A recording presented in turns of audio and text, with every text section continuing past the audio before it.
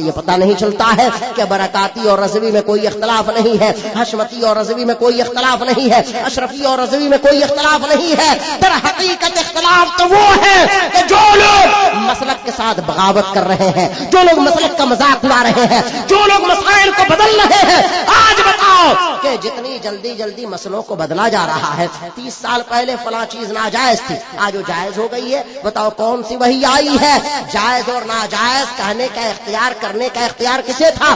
جائز اور ناجائز کرنے کا اختیار تو ہمارے نبی کو تھا، اور ان کے بعد کسی کو جائز ناجائز کرنے کا اختیار نہیں ہے۔ ہاں جائز ناجائز کہنے کا اختیار ہے۔ جو ناجائز ہے قیامت تک کے علماء قرآن اور حدیث کی روشنی میں اسے ناجائز کہتے رہیں گے، اور جو جائز ہے اسے قیامت تک کے علماء اور امام اسے جائز کہتے رہیں گے۔ تو علماء کا کام بتانا ہے، کرنا نہیں ہے۔ اگر اپنی طرف سے علماء کو جائز ناجائز کرنا ہوتا تو بہت ساری چیزیں، آج جتنی چیزیں دیکھیے ادھر چند سالوں میں مائک پہ نماز پڑھانا جائز ہو گیا، ٹیلی ویژن دیکھنا جائز ہو گیا، فوٹو کھچانا جائز ہو گیا، اور اب تو یہ چیزیں اتنی بڑھ گئی ہیں کہ کل تک مسلمان جس کو عام مسلمان ناجائز سمجھتا تھا، آج مولوی مولانا مسجدوں میں بیٹھ کر کے ٹیلی ویژن کی تبلیغ کر رہے ہیں۔ سنت کی تبلیغ کا ڈھیڑوڑا پیٹنے والے وہ مسجدوں میں بیٹھ کر کے ٹیلی ویژن کی تبلیغ کر رہے ہیں کہ ٹیلی ویژن دیکھو۔ بتاؤ کون ایسا ریموٹ ہے کہ جس کی بنیاد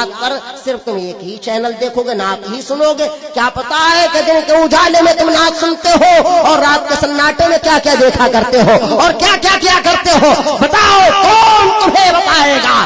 تم مان لیتے ہیں کہ تم تقریریں سنتے ہو گے، لیکن تمہاری گھر کی بچیاں، تمہارے گھر کے بچے، تمہارے بھائی، تمہارے چھوٹے چھوٹے بھائی بہن، وہ کون سا ریموٹ چلاتے ہیں؟ کوئی ایسا ریموٹ نہیں بنا ہے، کوئی ایسا پردہ نہیں بنا ہے جس پہ صرف مولانا ہی نزول فرماتے ہو، بلکہ اسی چینل پہ اور اسی پردے پہ، اسی بکسے پہ فلمی ہیرو ہیروئن بھی آتے ہیں، ناچنے گانے والے بھی آتے ہیں، برائیوں کا پرچار پرسار بھی ہوتا ہے۔ بتاؤ آج تک ہمارے علماء کو، آج سے 25-30 سال پہلے تک کسی عالم کے ذہن میں اس طرح کے خرافات کا تصور بھی نہیں تھا۔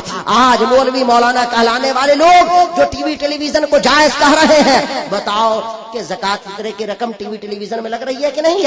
آج وصولا جا رہا ہے۔ کل تک ہمارے علماء جس پیسے کو دین پھیلانے کے لیے استعمال کرتے تھے، آج گھروں میں ٹی وی لگانے کے لیے وہ پیسہ استعمال کیا جا رہا ہے، چینل چلانے کے لیے وہ پیسہ استعمال کیا جا رہا ہے۔ یہ ٹی وی بنانے والے کون لوگ ہیں؟ کوئی ایسا نہیں ہے کہ مدرسے میں ٹی وی بنتی ہے، بلکہ ٹی وی کمپنیاں بناتی ہیں۔ ہم کو تو ایسا لگتا ہے کہ یہ ٹی وی ویڈیو کے جواز کا فتویٰ دینے والے ان کمپنیوں سے کہیں تو نہیں ملے ہوئے ہیں، ان کا کاروبار تو نہیں چلانا چاہتے ہیں، ان کے کاروبار میں شیئر تو نہیں کر رہے ہیں۔ بتاؤ آج جس طرح سے برائیوں کو پھیلایا جا رہا ہے، بتاؤ ایسے میں دین کو بچانا، اسلام کو بچانا، سنت کو بچانا، شریعت کو بچانا، آج جلسے جلوس کو، آج دین کو مذاق بنا لیا گیا ہے۔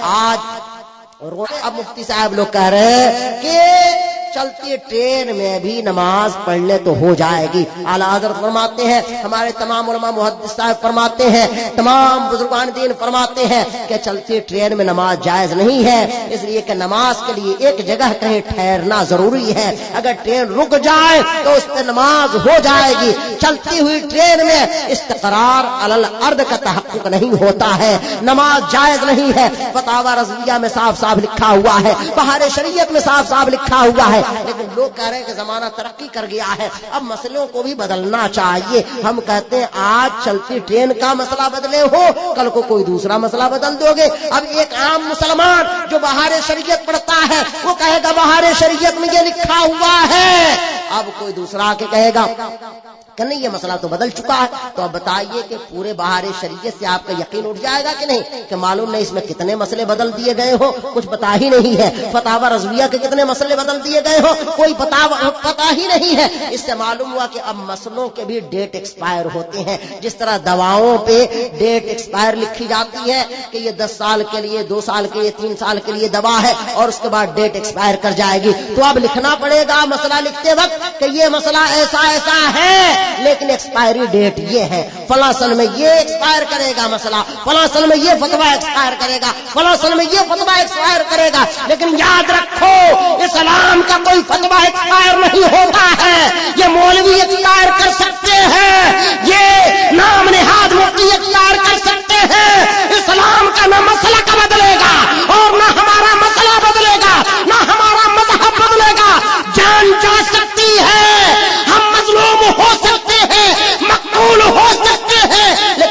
کو رسوا نہ ہونے دیں گے، اپنے مسلک کو بکنے نہ دیں گے، اپنے مسلوں کو بدلنے نہ دیں گے۔ ہم ایسے مولویوں سے دور ہو جائیں گے، ایسے مدرسوں سے دور ہو جائیں گے، ایسے اماموں سے دور ہو جائیں گے، لیکن اپنا مسئلہ نہ چھوڑیں گے، اپنا مسلک نہ چھوڑیں گے، اپنا دین نہ چھوڑیں گے۔ دین کو بچانا، اسلام کو بچانا یہ مولویوں کی ذمہ داری نہیں ہے۔ ہم اپنا کام کر رہے ہیں، اللہ تعالیٰ اپنا کام کر رہا ہے۔ اگر مولویوں کے ذمہ ہوتا، پیر صاحبوں کے ذمہ ہوتا تو نہ جانے کہاں سے کہاں پہنچا دیے ہوتے۔ جیسے یہودیوں نے اپنا مسلک بدل دیا، اپنا دین بدل دیا، یہودیوں نے بدل دیا۔ میں نہیں کہتا، قرآن کہتا ہے وَيُحَرِّفُونَ الْكَلِمَ عَن مَّوَاضِعِهِ۔ یہ یہودی ہے کہ جو مالداروں کے لیے الگ فتویٰ دیتے ہیں، غریبوں کے لیے الگ فتویٰ دیتے ہیں۔ یہودیوں کا طریقہ تھا کہ ان کا کوئی امیر آدمی جرم کر کے آتا اور بتاتا کہ میں نے یہ جرم کیا ہے، تو اس کی حالت دیکھ کر کے وہ بتاتا کہ تمہارے لیے یہ حکم ہے، تمہارے لیے یہ حکم ہے۔ اور اگر کوئی غریب آدمی آتا تو اس کے لیے وہ بات بتاتا جو توریت اور زبور اور انجیل میں لکھا ہوتا، یعنی جو سخت سے سخت بات ہوتی وہ بتا دیتا۔ تو قرآن نے کہا کہ یہود و نصارا اللہ کے کلام کو اس کی جگہ سے پھیر دیا کرتے، اس کی جگہ سے پھیر دیا کرتے۔ تو کیا آج نہیں ہوتا؟ آج بھی ہو جاتا۔ اس لیے کہ 30 سال پہلے جو لوگ کہہ رہے تھے کہ ٹی وی ویڈیو یہ تباہ کاریاں، لوگ ٹی وی ویڈیو کا دے شیطان کا بکسہ ہے اور نہ جانے کیا کیا کہتے ہیں، آج وہ کہہ رہے ہیں کہ اس پہ جنت کی بشارت مل رہی ہے ان کو۔ آج کہہ رہے ہیں کہ جس نے فلاں چینل دیکھا تو جنت میں پہنچ گیا۔ عجیب حال ہے، 30 سال پہلے جہنم میں پہنچ رہے تھے، اب جنت میں پہنچ رہے ہیں۔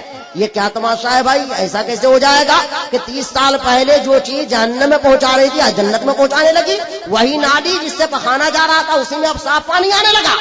عجیب و غریب حال ہے۔ صحیح فطرت والا آدمی تو کبھی اس نالی سے چاہے وہ جتنی پاک و صاف ہو جائے جلدی طبیعت ہی نہیں مانے گی۔